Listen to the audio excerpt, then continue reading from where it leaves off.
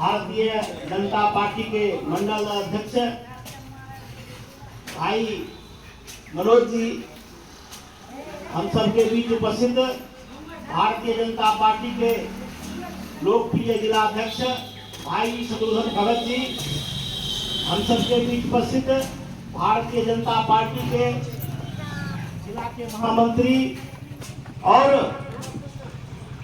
Khagaria Kosi college के professor आदरणीय इंद्रभूषण कुशवाहा जी, हम सबके बीच उपस्थित सभी सम्मानित मंच और इस सभा में उपस्थित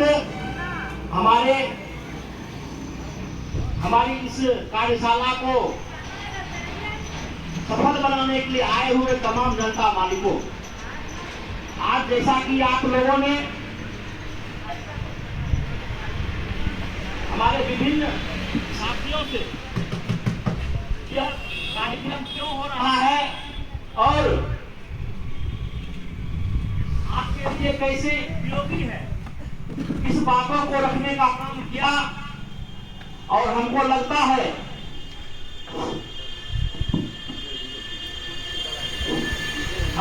है इस योजना को समझने में कहीं भी और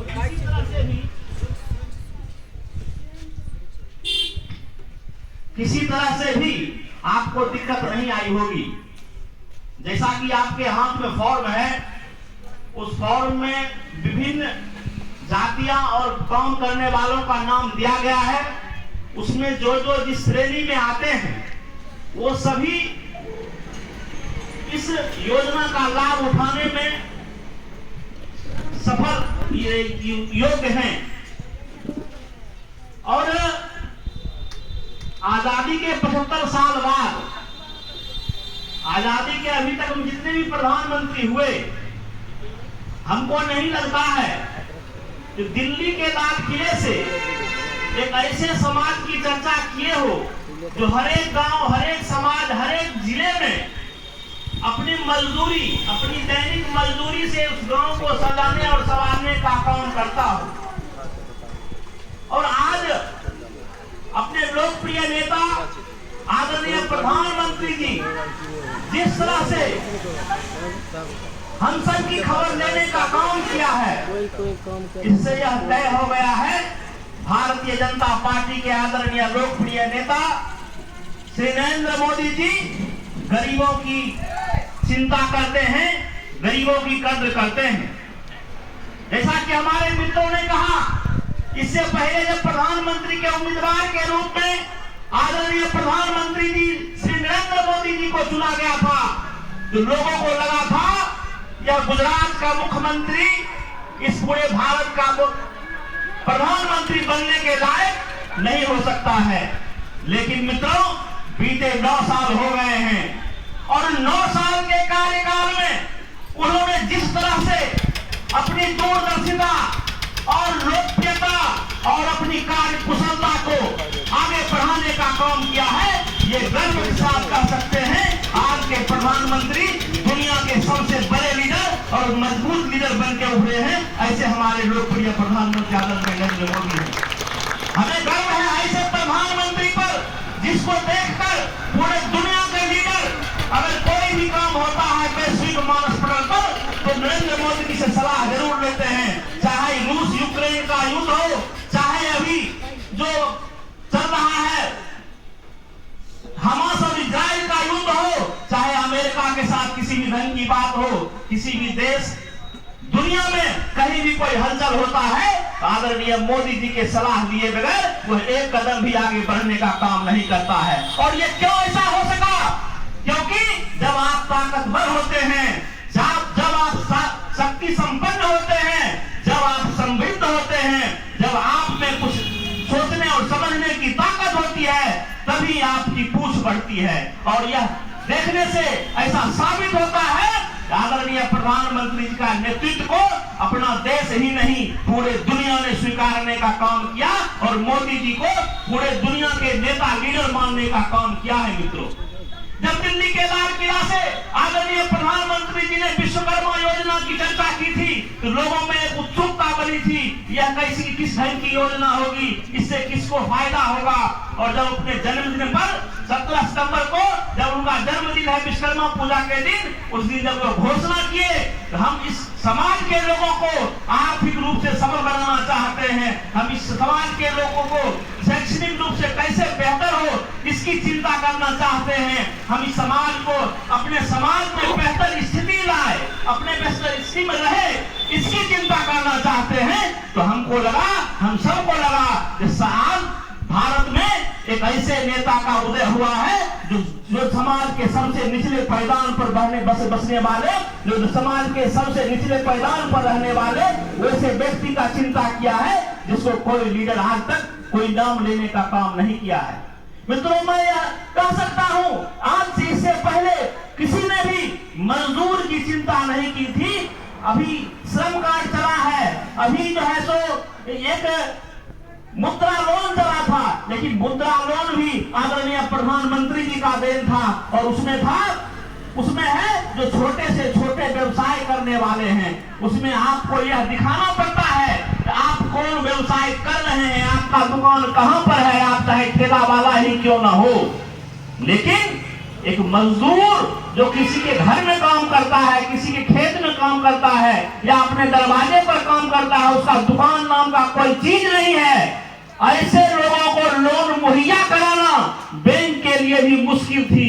इसीलिए मोदी जी ने सिर्फ और सिर्फ वह कारीगर है, वह कुशल कारीगर है और इसी को मानते हुए उनको आर्थिक सहायता मिले, इसके लिए इस योजना का लाभ देने का काम किया। मित्रों, आप भले घूम के काम करते हैं, आप भले किसी के घर घर जाके काम करते हैं, लेकिन सरकार के नजर में आपका भी उतना ही वैल्यू है जो कोई दुकानदार दुकान खोल कर बैठा है और इसीलिए आपको भी सरकारी वित्तीय मदद मिलने का काम करेगा। मित्रों, और इसके तहत आपको जिस तरह से 15,000 औजार के लिए मिलता है, दूसरी तरफ से 1 लाख रुपया आपको 5% के सालाना ब्याज पर 18 महीने के लिए मिलता है और वह अगर 18 महीना में आप वापस करते हैं तो वह फिर 2 लाख का योजना 2 लाख हो जाता है। यानी आप ये समझ सकते हैं जैसे हम लोगों का जो बड़े बड़े व्यापारी हैं उसका सीसी अकाउंट होता है और सीसी अकाउंट का काम होता है जो आप जितना खर्च है उतना निकालिए, फिर जमा कर लीजिए, फिर निकाल लीजिए, जितना रहेगा उतने का पैसा लगेगा। कहीं न कहीं मोदी जी ने गरीबों को भी मुद्रा पैसा सेविंग करने का, पैसा बचत करने का भी और पैसे से काम लेने का भी एक रास्ता अख्तियार करने का काम किया है। जो आप भी अगर 18 महीना में वह पैसा वापस कर देते हैं तो आपको फिर से 2 लाख दिया जाएगा। और मोदी जी हैं, ये हम ये मन से ये कहीं नहीं कह सकते हैं कि वो माफ हो जाएगा, लेकिन आपको याद होगा राशन में कहे थे मोदी 3 महीना के लिए, फिर कहे थे 6 महीना के लिए, फिर कहे थे 1 साल के लिए, अब कह दिए 5 साल के लिए वह फ्री है। इसीलिए मोदी जी है, कुछ भी सोचना मुमकिन है, वह कुछ भी कर सकते हैं। इसीलिए आपका प्यार और आपका स्नेह सिर्फ मिलना चाहिए। जिस तरह से 2014 में आपने स्नेह और प्यार से आदरणीय मोदी जी को प्रधानमंत्री बनाने का काम किया, हमें उम्मीद है जिस तरह से आपने 2019 में पूर्ण बहुमत की सरकार से आदरणीय प्रधानमंत्री जी को मोदी जी को प्रधानमंत्री बनाने का काम किया, 2024 आपके सामने है और तमाम विपक्षी पार्टी झूठी अपनी एजेंडा लेकर सिर्फ और सिर्फ मोदी हटाओ के नाम पर जनता के बीच खड़ी है। हमें उम्मीद है आने वाला 2024 के चुनाव में जिस तरह से 2014 और 19 में आपने विजय दिलाया, 2024 में भी आदरणीय मोदी जी को सड़कों पर रखते हुए फिर से प्रधानमंत्री बनाने का काम करेंगे। मित्रों, ऐसा हमें उम्मीद है और हम उम्मीद क्यों ना करें। 2019 से पहले, 2014 से पहले अपने यहाँ के आसपास की व्यवस्था को देख लें। आप रोड देखें, 4 लाइन हो या 2 लाइन हो, आप अपने गांव में सोलर प्लेट से चलने वाली बिजली से हो या जैसे भी हो, उजाला योजना के तहत आप अपने घर तक नल अगर पहुंचा है तो उसका भी देख लें। आपके घर गांव में अगर स्वच्छता की बात आज हो रही है, आज मुखिया जी के अंदर स्वच्छता का काम आया है, तो वह सिर्फ और सिर्फ नरेंद्र मोदी का काम है। जो नगर पालिका जो शहर में व्यवस्था थी वह व्यवस्था अब गांव में हो गई है। ये शहर हो या गांव, हमारे नागरिक को समान सुविधा मिलनी चाहिए और उस समान सुविधा के लिए आदरणीय मोदी जी ने यह कदम उठाया है। मित्रों, कोई सपने में भी नहीं सोचा होगा जो खगड़िया के रोड पर झाड़ू लगता है तो कभी ऐसा भी दिन आएगा कि हमारे गली में भी, हमारे मोहल्ले में भी कोई झाड़ू मारने वाला आएगी। लेकिन आज के दिन में यह है और उससे हमारे गांव को, लोगों को भी रोजगार मिला है और गांव में स्वच्छता आई है, गांव में संपन्नता और समृद्धि आई है। मित्रों, इसीलिए मोदी जी आप सबके प्यारे हैं। प्यारे हैं कि नहीं? तो मोदी जी प्यारे हैं। बोले नरेंद्र मोदी जिंदाबाद, नरेंद्र मोदी जिंदाबाद, भारतीय जनता पार्टी जिंदाबाद। आज हम रक्षा के क्षेत्र में दुनिया के सबसे मजबूत देश के अगली कड़ी में हम खड़े हैं। जिस तरह से 2014 से और आज 23 है, इस 9 साल में जितना भी अंतर्राष्ट्रीय मुद्दा हो सुरक्षा के या अपने अंदर की बात हो देश की, सभी जगह हमने मजबूती पाई है और आप भी सुरक्षित महसूस कर रहे होंगे। और एक और काम आपको करना है 2024 में, तो मोदी जी को फिर से गद्दी पर बैठना ही है। लेकिन 2025 में जो आने वाला विधानसभा चुनाव है उसमें बिहार के ये ठगने वाले पलटू राम को भी गद्दी से उतारना है और बिहार के धरती पर भी भारतीय जनता पार्टी की झंडा को बुलंद करना है, ताकि केंद्र की सरकार जो भी योजना दे रही है वह बिहार में 100% लागू हो और यहाँ की जनता को मिल सके। मित्रों, आपको आश्चर्य होगा मित्रों, 2,16 करोड़ का पिछला बजट था और 2,16 करोड़ में मात्र 46,000 करोड़ बिहार सरकार ने अपने खजाने से देने का काम किया और 2.25 लाख करोड़ केंद्र सरकार ने बिहार सरकार को दिया कि आप बिहार के विकास के लिए काम करो। मित्रों, लेकिन नीतीश कुमार के मुंह से ये कभी नहीं निकलेगा कि हमें केंद्र सरकार ने 2.25 लाख करोड़ रुपया देने का काम किया। मित्रों, और मैं ये कह सकता हूँ बिहार में क्षमता होनी चाहिए राज्य में, ताकि केंद्र से और बजट हम ले सके। लेकिन नीतीश जी को अपने कुर्सी पकड़ने से फुर्सत नहीं है। एक हाथ से नहीं पकड़े हुए हैं, वो दोनों हाथ से पकड़े हुए हैं। कल से हम दस्तखत करने के लिए बचते वो भी नहीं रख पाते हैं, क्योंकि वो सोचते हैं मुख्यमंत्री हैं और सुबह को लगता है मुख्यमंत्री है कि नहीं है। इस फेरा में वह जो है बिहार को बर्बाद कर रहे हैं। ऐसा अवसर उसको फिर ना दीजिए और बिहार को मजबूत करने का काम कीजिए। मित्रों, और आज हमारे बगल के उत्तर प्रदेश में 20 लाख करोड़ का बजट है। क्यों? क्योंकि वहाँ विकास करने वाला बेटा बैठा हुआ है, वहाँ पर उद्योग लगाने वाला बेटा बैठा है, वहाँ पर विकास की गंगा बह रही है, सुशासन की सरकार है।